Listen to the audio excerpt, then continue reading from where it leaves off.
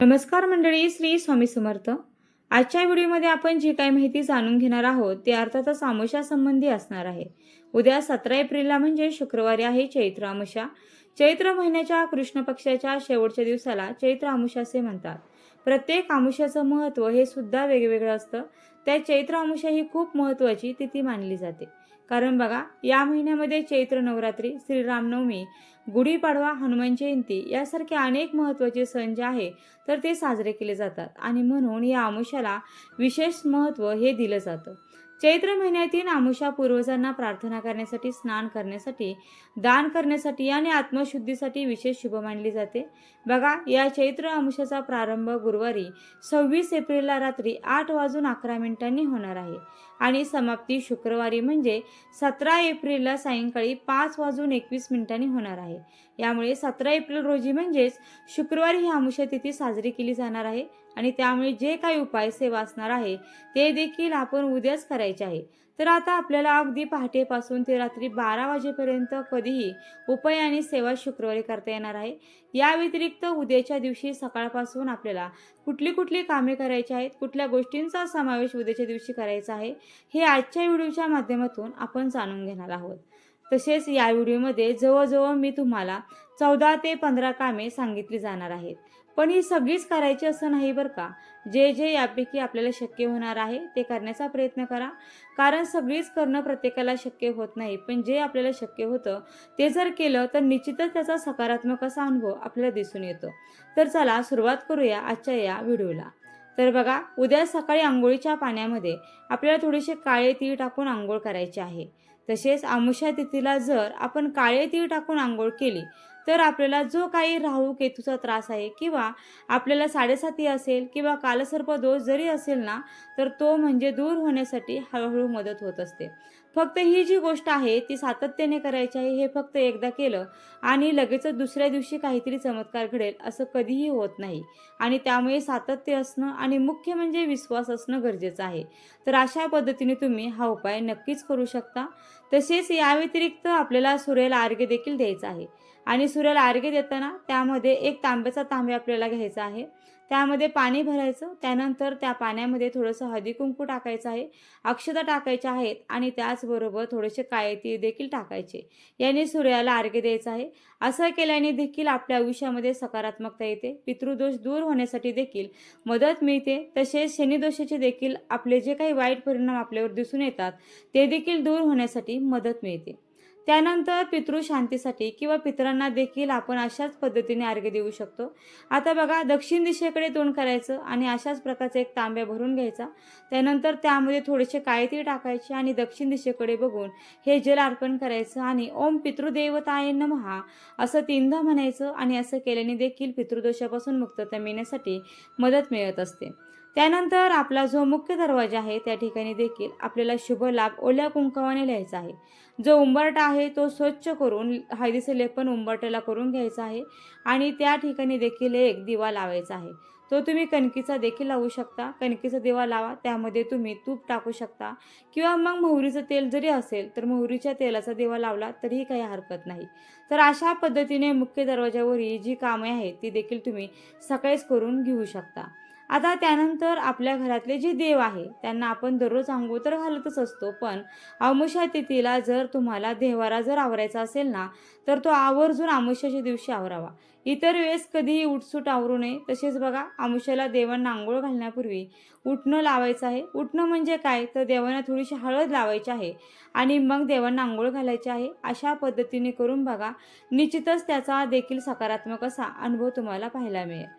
त्यानंतर देवघरामध्ये देखील तुपाचा दिवा लावायचा आहे.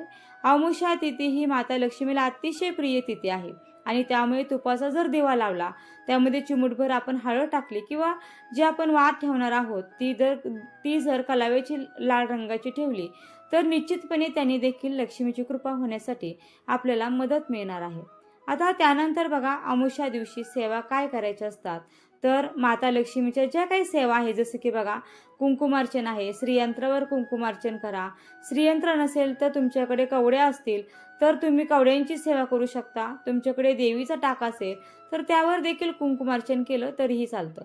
पण अशा पद्धतीने अमावस्येच्या दिवशी आपल्याला श्रीयंत्रावर किंवा श्रीयंत्र नसेल तर देवीच्या टाकावर 16 वेळेस श्रीसूक्तम म्हणून अभिषेक करायचा आहे, म्हणजे कुंकुमार्चन हे करायचं आहे. त्यानंतर जर तुम्हाला दुर्गा सप्तशतीचा पाठ करणे शक्य होणार असेल तर तुम्ही दुर्गा सप्तशतीचा पाठ देखील अमावस्येच्या दिवशी हा करू शकता. त्याने देखील माता लक्ष्मीची कृपा होण्यासाठी मदत मिळते. या व्यतिरिक्त माता लक्ष्मीच्या सेवा म्हटलं तर कुंजिका स्तोत्र आहे, महालक्ष्मी अष्टक हे देखील तुम्ही म्हणू शकता. जे जे शक्य होणार आहे ते करण्याचा प्रयत्न करा. अगदी सगळंच प्रत्येकाला शक्य होत नाही, पण जे करता येईल ते विश्वासाने करायचं आहे. त्यानंतर बघा, आपल्याला उद्या काही उपाय देखील करायचे आहे. तर त्यामध्ये दही भाताचे जे उपाय आहेत तर ते करायचे आहेत. तर थोडक्यात सांगते, आपल्याला दक्षिण दिशेला कावळ्यांसाठी दहीभात ठेवायचा आहे. तुम्हाला जर मुख्य दरवाज्यावरून उतारा करायचा असेल तर दहीभाताचा उतारा देखील तुम्ही करू शकता. उतारा केल्यानंतर तो जो दहीभात आहे तो एखाद्या मोकळ्या ठिकाणी झाडाखाली नेऊन ठेवायचा आहे, जेणेकरून कुणाचा त्यावर पाय पडणार नाही. तर अशा पद्धतीने उतारा केल्याने घरातील नकारात्मकता निघून जाण्यासाठी देखील मदत मिळते. बघा, त्यानंतर नारळाचे देखील उपाय अमावस्येच्या दिवशी केले जातात. जर तुम्हाला घराची दृष्ट काढायची असेल तर घराची दृष्ट काढण्यासाठी देखील तुम्ही एक नारळ घ्यायचा आहे, तो सोलायचा नाही, तो तसाच घ्यायचा, मुख्य दरवाज्यावरून 7 वेळेस उतरवायचा आणि तो एखाद्या झाडाखाली नेऊन ठेवायचा. कुणाच्या पायदळी पडेल किंवा रस्त्यावर कुठेतरी टाकायचा आणि मग त्यावरून गाडी वगैरे गेली तर अपघात घडू शकतो. त्यामुळे ही काळजी आपल्याला घ्यायची आहे, जेणेकरून असे अपघात घडणार नाही.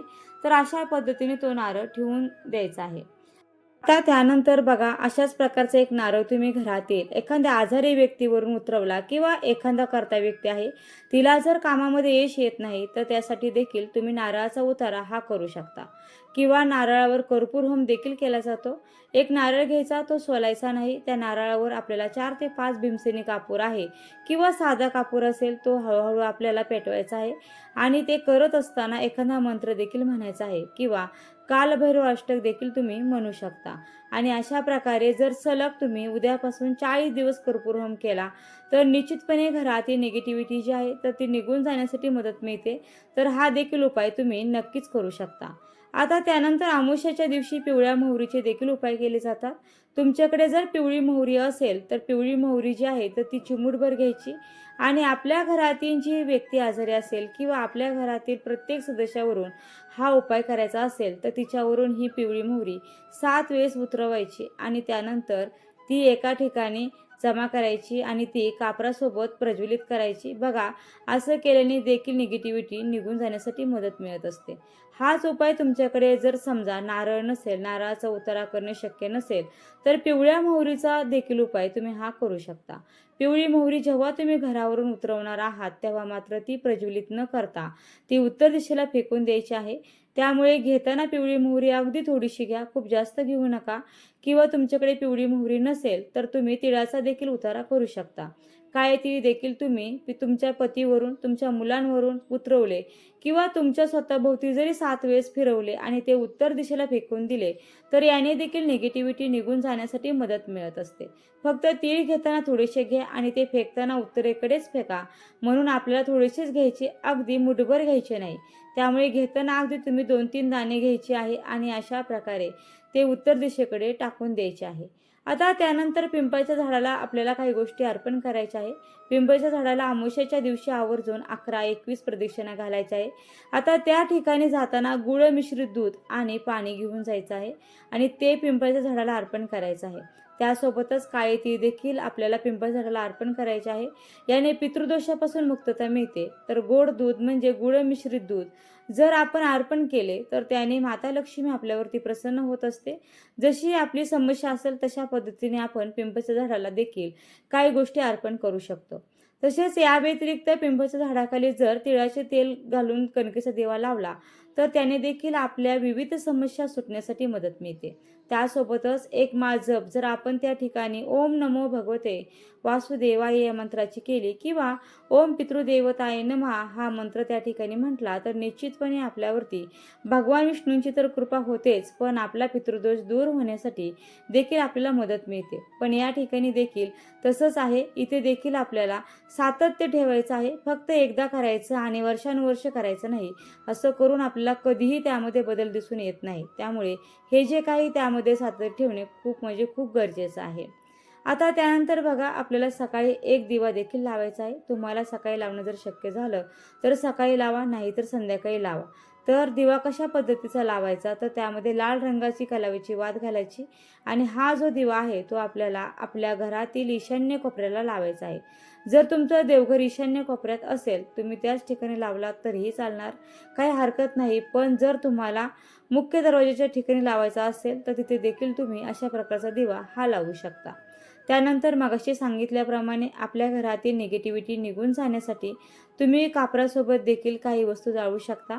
आपल्या उंबरठ्यावर एक वाटी ठेवायची, त्यामध्ये थोडेसे तांदूळ टाकायचे, 2-4 कापराच्या वड्या ठेवायच्या आणि हे प्रज्वलित करायचं.